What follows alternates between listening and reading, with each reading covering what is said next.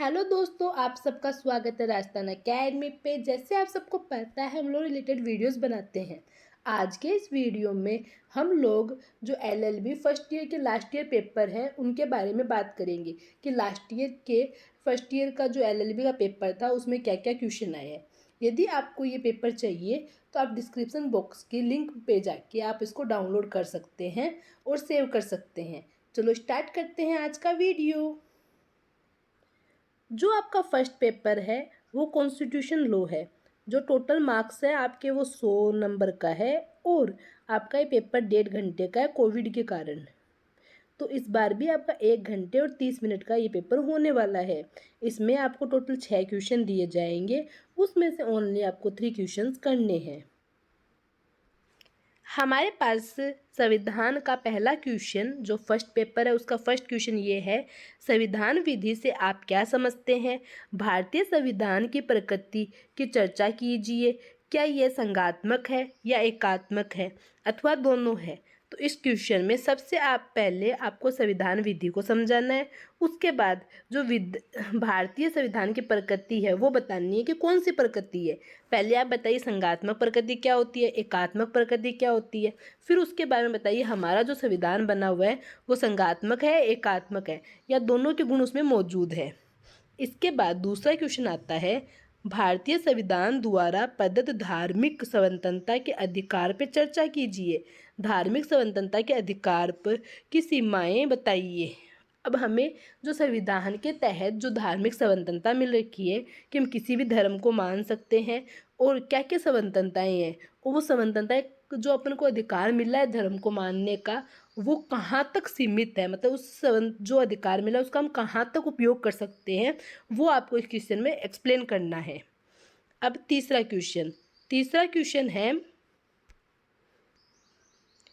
Question है संसदीय विशेषाधिकारों की चर्चा कीजिए और वाद विधि की सहायता से उसको समझाइए। और जो मौलिक अधिकार है हमारे और जो संसदीय विशेषाधिकार है दोनों में क्या अंतर है, दोनों के अंदर क्या संबंध है, क्या समानता है, वो हमें इस क्वेश्चन में बतानी है, एक्सप्लेन करनी है। इसके बाद में चौथा क्वेश्चन है, भारत में उच्चतम न्यायालय और उच्च न्यायालय के न्यायाधीशों की नियुक्ति की प्रक्रिया और उपबंधों पर चर्चा कीजिए। राष्ट्रीय न्यायिक आयोग की संवैधानिकता को वाद विधि की सहायता से स्पष्ट कीजिए। इसके अंदर आपको उच्चतम न्यायालय और उच्च न्यायालय में जो न्यायाधीश नियुक्ति होती है उसकी प्रक्रिया बतानी है कि किस प्रक्रिया के अनुसार इनके न्यायाधीशों की नियुक्ति की जाती है। उसके बाद में जो राष्ट्रीय न्यायिक आयोग है उसकी संवैधानिकता को हमें वाद के साथ में बताना है कि जो केस लॉज है उनके साथ में इसको एक्सप्लेन करना है। अब जो क्वेश्चन 5 है, संविधान के मूल ढांचे के सिद्धांत से आप क्या समझते हैं? इस सिद्धांत के आलोचक में संसद की मतलब जो संविधान के मूल ढांचे के सिद्धांत है उससे हम क्या समझते हैं वो बताना है। सिद्धांतों के अवलोकन में सिद्धांत दिए गए हैं उनके संविधान में क्या क्या संशोधन करने की शक्तियां हैं उसकी हमें बताना है। मतलब संविधान के मूल ढांचे के सिद्धांत को बताते हुए इन सिद्धांतों के आलोचकों ने संविधान संशोधन के बारे में क्या शक्ति दी गई है उसके बारे में भी हमें बताना है। इसके बाद में छठा क्वेश्चन है, इसमें हमें लघु टिप्पणी लिखनी है, मतलब ऐसे टाइप में लिखना है कि आप इस टॉपिक के बारे में क्या जानते हैं। पहला टॉपिक है आपका मूल कर्तव्य और इनका परिवर्तन। जो मूल कर्तव्य दिए गए हैं वो और इनका परिवर्तन किस प्रकार हुआ है, किस प्रकार करना होता है उसके बारे में बताना है। दूसरा है राष्ट्रपति के अध्यादेश निर्णय करने की शक्ति। जो दूसरा है वो राष्ट्रपति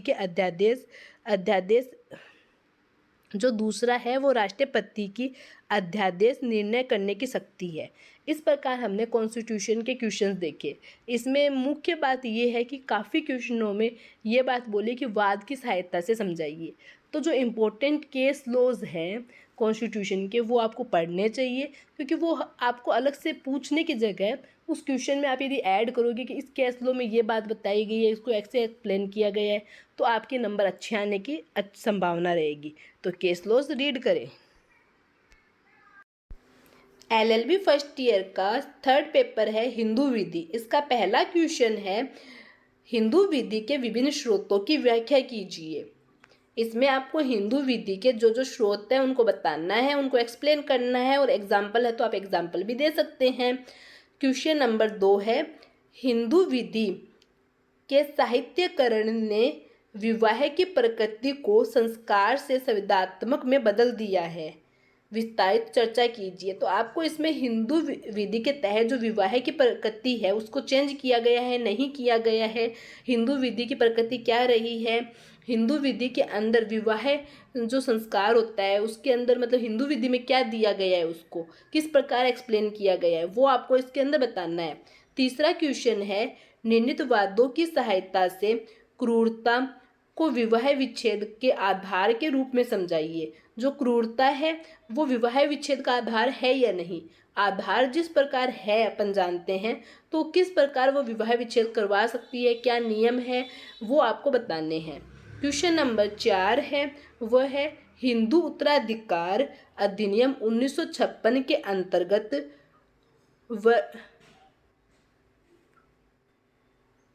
निर्वसियत हिंदू महिला के उत्तराधिकार के नियम को वर्णित करें।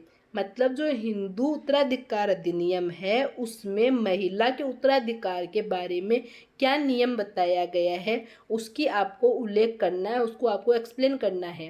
पांचवा क्वेश्चन है पत्नी के भरण पोषण से संबंध में हिंदू दत्तक ग्रहण और भरण पोषण अधिनियम 1956 की धारा 18 के अंतर्गत प्रगणित विधिक प्रावधानों का उल्लेख कीजिए। क्वेश्चन नंबर 6 है एक वैध दत्तक की क्या आवश्यक शर्तें हैं और वैध दत्तक के विधिक परिणाम बताइए।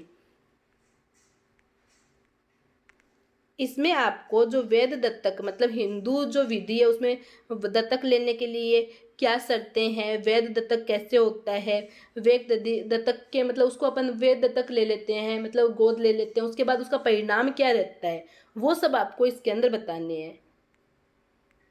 इस प्रकार अपना नेक्स्ट पेपर है, फोर्थ पेपर है आपका मोमडन लॉ। इसका पहला क्वेश्चन है मुस्लिम विधि के महत्व को समझाइए तथा इसके स्रोतों की विवेचना कीजिए दृष्टांतों की सहायता से। अर्थात आपको मुस्लिम विधि का अर्थ बताना है कि वो क्या होती है, उसके महत्व क्या है, उसके स्रोत क्या है और उसको उदाहरण के साथ में आपको एक्सप्लेन करना है। क्वेश्चन 2 है हिब्बा ए हुद्दत क्या है, वाद की सहायता से मुस्लिम विधि के अंतर्गत विवाह विघटन के आधार की व्याख्या कीजिए। क्वेश्चन नंबर 3 है मुस्सा के सिद्धांत से आप क्या समझते हैं, मुस्लिम विधि के अंतर्गत हक सूफा से संबंधित अधिकारों और औपचारिकताओं को समझाइए। क्वेश्चन मुस्लिम विधि के अंतर्गत दृष्टांतों की सहायता से अभिस्वीकृति को समझाइए तथा भरण पोषण संबंधी प्रावधानों की विवेचना कीजिए। क्वेश्चन नंबर 5 है हनफी विधि के अंतर्गत उल और रद्द के सिद्धांत को समझाइए और मुस्लिम विधि के उत्तराधिकार से संबंधित सामान्य सिद्धांतों की विवेचना कीजिए। क्वेश्चन नंबर 6 है वक्फ के आवश्यक तत्व और मृत्यु मतलब आपको एक शॉर्ट टिप्पणी लिखनी है, एक तो वक्फ जो वक्फ के आवश्यक तत्व होते हैं उस पर, दूसरी मृत्यु सैया से व्यवहार के ऊपर। अब हम चलते हैं 5वें पेपर की तरफ। आपका 5वां पेपर जो है वो लॉ ऑफ कॉन्ट्रैक्ट है। ये कॉन्ट्रैक्ट एक्ट का फर्स्ट पेपर होगा जिसमें जनरल प्रिंसिपल है उनके बारे में बताया गया है। पहला क्वेश्चन है प्रस्तावना को परिभाषित कीजिए। प्रस्तावनाओं के सह सूचना, प्रतिग्रहण और प्रतिसहरण संबंधी प्रावधानों की व्याख्या कीजिए। सबसे पहले आपको बताना है प्रस्ताव क्या होता है, उसके बाद में उसकी सह सूचना कब होती है, वह प्रतिग्रहण कब होता है और प्रतिसहरण कब होता है, इसकी व्याख्या करनी है। आप इसको उदाहरण के साथ अच्छे से समझा सकते हैं। क्वेश्चन नंबर 2 है, कोई करार प्रतिफल के बिना शून्य होता है, इसको परिभाषित कीजिए। तो इसको पूरा एक्सप्लेन करना है आपको। करार में प्रतिफल का क्या महत्व होता है वो बताना है, इसको उदाहरण के साथ में बताना है आपको। क्वेश्चन नंबर 3 है, समाक्षित संविदाओं को परिभाषित कीजिए, समाक्षित संविदा के परिवर्तन संबंधी प्रावधान बताइए। क्वेश्चन नंबर 4 है, संयुक्त अधिकारों और संयुक्त दायित्वों के न्यायगम्यन प्रावधान को बताइए। मतलब संयुक्त जो दायित्व, जो संयुक्त अधिकार होते हैं उसको बताने, और संयुक्त दायित्व क्या होते हैं उनको बताने हैं। साथ में इसको वाद के साथ में आपको एक्सप्लेन करना है, इससे आपको अच्छा नंबर मिलेंगे। आपको जिस भी क्वेश्चन के अंदर उससे रिलेटेड कोई वाद याद हो, कोई केस लो याद हो, तो आप उसको ज़रूर मेंशन करें। और यदि आपको केस लो का नाम याद नहीं है तो आप उसको स्टोरी को एक उदाहरण के द्वारा उदाहरण के रूप में समझा सकते हैं। इससे आपको नंबर अच्छे गेन करने में सहायता मिलेगी। क्वेश्चन नंबर 5, इन संविदाओं के बारे में बताइए जिनमें विधिनिष्ठ अनुपालन करवाया जाता है। मतलब उन संविदाओं के बारे में बताना है आपको जिसमें आप विधिनिष्ठ अनुपालन करवा सकते हैं उनसे। इनको भी आप उदाहरण के साथ जरूर समझाइए। आपके कॉन्टेंट एक्ट में जितने आप उदाहरण लिखेंगे आंसर में, उतने ही आपको अच्छे नंबर मिलेंगे। क्वेश्चन नंबर 6, संविदा द्वारा सर्जित संबंधों के सदृश्य संबंधों पर एक संक्षिप्त लेख लिखिए। संविदा के द्वारा जो संबंध बनते हैं उसको बताना है, उसको एक्सप्लेन करना है, उसके बारे में आपको क्या क्या पता है, वो संबंध कैसे बनते हैं, उसके कर्तव्य क्या होते हैं, दायित्व क्या होते हैं, उसको एक उदाहरण के साथ आपको पूरा एक्सप्लेन करना है। अब चलते हैं नेक्स्ट पेपर की तरफ। अब जैसे आप स्क्रीन पे देख पा रहे हैं, आपका LLB फर्स्ट ईयर का 7th पेपर है जो लीगल लैंग्वेज और लीगल राइटिंग और जनरल इंग्लिश है उसके बारे में है। आपको इनमें 6 क्वेश्चन है, उसमें से 3 क्वेश्चन करने हैं। सबसे पहला क्वेश्चन में आपको एक 1 वर्ड दिया हुआ है जो कि लॉ के लैंग्वेज में लॉ वर्ड्स हैं, उनको आपको एक्सप्लेन करना है, मतलब उनकी मीनिंग क्या होते हैं, उनका एक यूजफुल आपको मतलब सेंटेंस भी बनाना है। दूसरा क्वेश्चन है वो अपना जनरल इंग्लिश से रहेगा जिसमें एक पैसेज रहेगा, उस पैसेज के कुछ क्वेश्चंस पूछे जाएंगे, उनके आपको आंसर करने हैं। तीसरा क्वेश्चन है उसमें एक पैसेज दिया गया है, उसको आपको टाइटल देना है, सब टाइटल देना है, उसको अपने वर्ड्स में एक्सप्लेन करना है कि इस पैसेज में क्या बताया गया है, क्या स्टोरी है, क्या मोरल है, इसका अपने वर्ड्स में आपको लिखना है बस। और जो चौथा क्वेश्चन है वो आपको जो लीगल लैंग्वेज होती है, लीगल ड्राफ्टिंग होती है, उसके बारे में क्वेश्चन पूछा गया है। पांचवा क्वेश्चन आपको रिसर्च के बारे में बताया, लीगल रिसर्च क्या होती है, ये भी आपके लीगल लैंग्वेज का पेपर है, जो लीगल लैंग्वेज सब्जेक्ट है उससे आया है। अब छठा क्वेश्चन है, उसके अंदर आपको 15 सेंटेंस दिए गए हैं, उनमें से आपको 10 सेंटेंस का 1 वर्ड बताना है कि इसको अपन लॉ की लैंग्वेज में क्या बोलते हैं, क्या एक सिंगल वर्ड यूज़ करते हैं इसके लिए, वो आपको इसमें लिखना है। इस प्रकार आपका लीगल लैंग्वेज का पेपर आया है। इसको आपको लीगल लैंग्वेज की आप जितना अच्छा प्रैक्टिस करोगे उतने अच्छे से आप एग्ज़ाम दे पाओगे। और लीगल लैंग्वेज आपको पूरे लॉ फील्ड में मतलब पूरे लाइफ काम आने वाली है, तो आप इसको अच्छे से पढ़ें। और लीगल लैंग्वेज में कुछ इंपॉर्टेंट क्वेश्चन बोल के नहीं होता है। लीगल लैंग्वेज तो मतलब लैंग्वेज है, लैंग्वेज में इंपॉर्टेंट नॉन इंपॉर्टेंट थोड़ा ना होता है, सब कुछ इंपॉर्टेंट होता है। आप जनरल यूज़ में आने वाले जो शब्द होते हैं, जो आपकी बुक्स में दिए गए हैं वर्ड्स, आप उनकी तैयारी कर लोगे तो आपके अच्छे मार्क्स बन जाएंगे इसमें भी। और जनरल इंग्लिश तो अपन पढ़ते आ रहे हैं 8th क्लास से, तो वही जनरल इंग्लिश के पैसेज है, वही अपने समरी वाले पैसेज है, तो वो सिंपल वही चीज़ है। चलो अब 8th पेपर पे चलते हैं। जैसे आप स्क्रीन पे देख पा रहे हैं, हम लोग जो 8th पेपर है LLB फर्स्ट ईयर का वो देख रहे हैं, जो कि है legal and constitution history of. आपका जो छठा पेपर है वो कॉन्टेंट सेकंड का पेपर है। इसका पहला क्वेश्चन है, उपनिधान की संविदा में कब्जा सारभूत तत्व होता है, निहितवाद की सहायता से बताइए। क्वेश्चन नंबर 2, अभिकर्ता के विभिन्न प्रकार एवं भारतीय संविधान अधिनियम 1872 के अंतर्गत अभिकर्ता के मालिक के प्रति क्या कर्तव्य है वो बताने हैं आपको। क्वेश्चन नंबर 3, अनपेड सेलर कौन होता है और अनपेड सेलर के क्या अधिकार होते हैं वो सब आपको बताना। क्वेश्चन नंबर 4, जिसमें भागीदार मतलब साझेदारी किसे कहते हैं, इसके आवश्यक तत्व और पार्टनरशिप की अवधारणा का मतलब जो निगम है, जो निहितवाद है, उसकी सहायता से हमें पार्टनरशिप को एक्सप्लेन करना है। क्वेश्चन 5 है वो है सीमित दायित्व वाली भागीदारी अधिनियम 2018 की मुख्य विशेषताएं बताएं। और क्वेश्चन नंबर जो 6 है उसमें बताया अवयस्क की भागीदारी फर्म में वयस्क की आयु प्राप्त करने की अवस्था पर चर्चा कीजिए। अवयस्क द्वारा भागीदार न रहने के चुनाव पर उसके अधिकार और उसके दायित्व बताइए। इस प्रकार हमने देखा 3 क्वेश्चन भागीदारी से आए हैं और बाकी 3 क्वेश्चन बाकी कॉन्ट्रैक्ट से आए हैं, जिसमें कि अनपेड सेलर है और अभिकर्ता वाला है जो एजेंट वाला। और चलो अब हम चलते हैं हमारे दूसरे पेपर की ओर, जो कि है टोट अपकृत्य विधि। इसका पहला क्वेश्चन है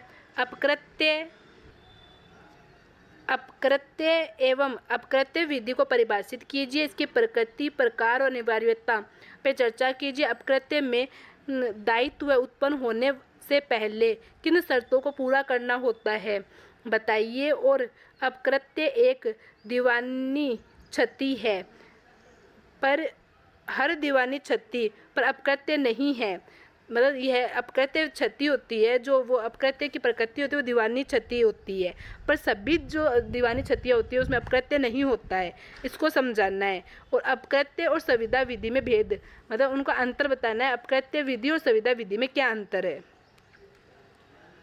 क्वेश्चन नंबर 2, पूर्व दायित्व से संबंधित अपकृत्य क्या है, इसके प्रकार बताइए और जो इसका केस है उसको एक्सप्लेन करना है। क्वेश्चन नंबर 3, यातना के अपकृत्य पर विस्तृत टिप्पणी लिखिए, जिसमें विधि के अंतर्गत इसकी अनिवार्यताओं और प्रकारों और बचावों और उपचारों पर प्रकाश डाले। निर्धारित प्रतिपादित तथ्यों के साथ में उत्तर दीजिए। जो यातना अपकृत्य है उसको समझाना है, उसके उदाहरण देने हैं आपको, जो आपके पास उसके तथ्य हैं उनको एक्सप्लेन करना है। क्वेश्चन नंबर 4,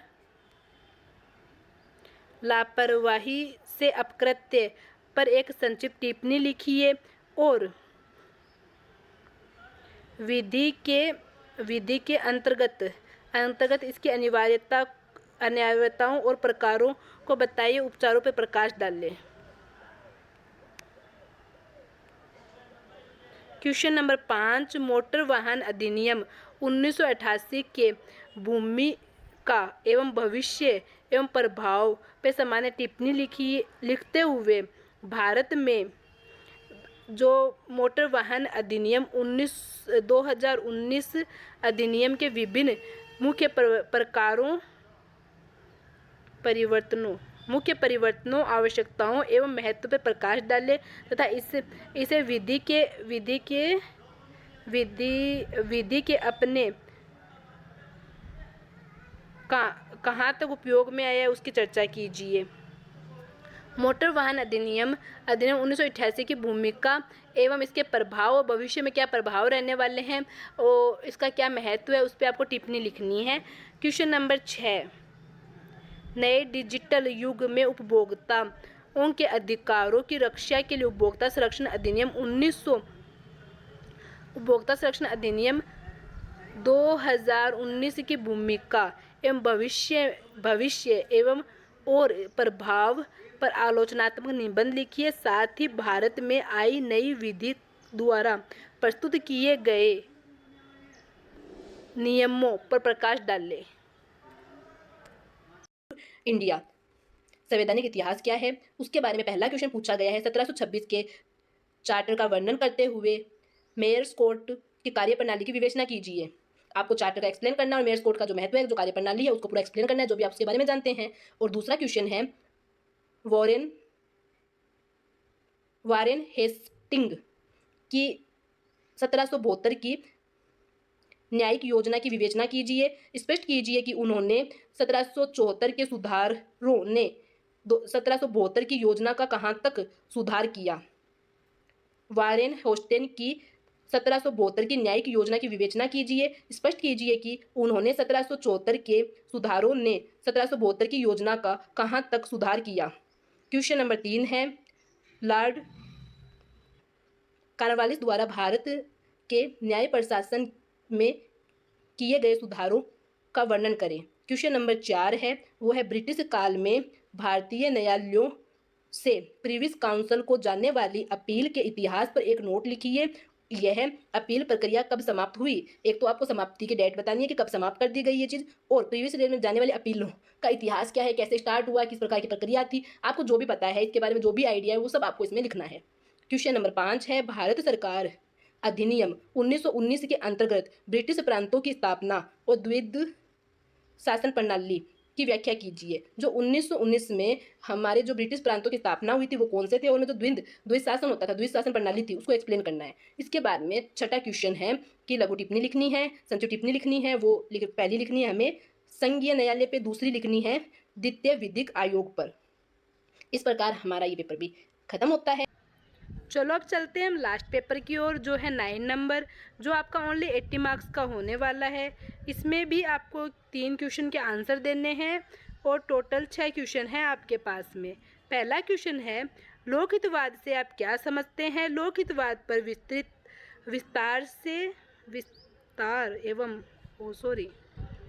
चलो चलते हैं पहले क्वेश्चन की ओर। पहला क्वेश्चन है आपका, लोकहितवाद से आप क्या समझते हैं। लोकहितवाद के विस्तार एवं उसके मुख्य उद्देश्यों को स्पष्ट कीजिए। लोकहितवाद का अर्थ बताना है, इसका विस्तार बताना है, इसके उद्देश्य बताने हैं। दूसरा क्वेश्चन है, विधिक सेवा प्राधिकारी अधिनियम 1987 के अंतर्गत लोक अदालत के क्षेत्राधिकार, कार्य प्रणाली और शक्तियों का विवेचन कीजिए। आपको जो लोक अदालत है उसका क्षेत्राधिकार, कार्य प्रणाली और शक्तियाँ बतानी हैं। क्वेश्चन नंबर 3 है, जिसमें आपको टिप्पणी लिखनी है सुने जाने के अधिकार पे और विधिक सहायता सीवर के ऊपर। और चौथा क्वेश्चन है, विधिक सेवा प्राधिकारी अधिनियम 1987 के अंतर्गत गठित किए जाने वाली जिला विधिक सेवा प्राधिकार के गठन, कार्य प्रणाली और शक्तियाँ। जो विधिक सेवा प्राधिकार के अंतर्गत विधिक सेवा प्राधिकार का जिला स्तर पे जो गठन होता है, उस जिला स्तर के गठन की प्रक्रिया बतानी है आपको, उसकी कार्य प्रणाली बतानी है और शक्तियाँ बतानी है। क्वेश्चन नंबर 5 है, दंड प्रक्रिया संहिता 1973 के अंतर्गत गरीबों को मुफ्त विधिक सहायता देने का प्रावधान को समझाना है और सिविल प्रक्रिया संहिता 1908 के अधीन गरीबों को मुफ्त विधिक सेवा प्राधिकार देने के प्रावधान को समझाना है। जो हमारी दोनों सिविल और दंड प्रक्रिया संहिता है, उनके अंदर जो मुफ्त में विधिक सहायता देने का प्रावधान किया गया है, उसको हमें एक्सप्लेन करना है इस क्वेश्चन के अंदर। क्वेश्चन नंबर 6, इसमें आपको जो ये केस लो है, बंधुआ मुक्ति मोर्चा बनाम भारत संघ, जो एक मुख्य वाद है, उसको आपको पूरा एक्सप्लेन करना है, उसके सिद्धांत बताने हैं, उसके तथ्य बताने हैं, उसमें कौन सी विधि के अनुसार आपका निर्णय दिया गया है, वो सब एक्सप्लेन करने हैं। इस प्रकार हमने देखा कि सभी पेपरों में केस लो का महत्व अधिक दिया गया है। तो जो इम्पोर्टेंट केस लो है, जो 5 से 7 केस लो है, वो आपको ज़रूर पढ़ने चाहिए, क्योंकि वो डायरेक्ट केस लो पूछ लेते तो भी हेल्प मिलती है। बाकी हमें बाकी क्वेश्चनों को समझाने में, एक्सप्लेन करने में, उनमें भी वो केस लो डालने से हम लोग को हेल्प मिलती है। अब आप आगे चाहते हैं कि मैं इन सब्जेक्ट के इंपॉर्टेंट क्वेश्चन बताऊँ, तो आप मुझे कमेंट में बता सकते हैं और चैनल को सब्सक्राइब करना ना भूलें। Thank you for watching.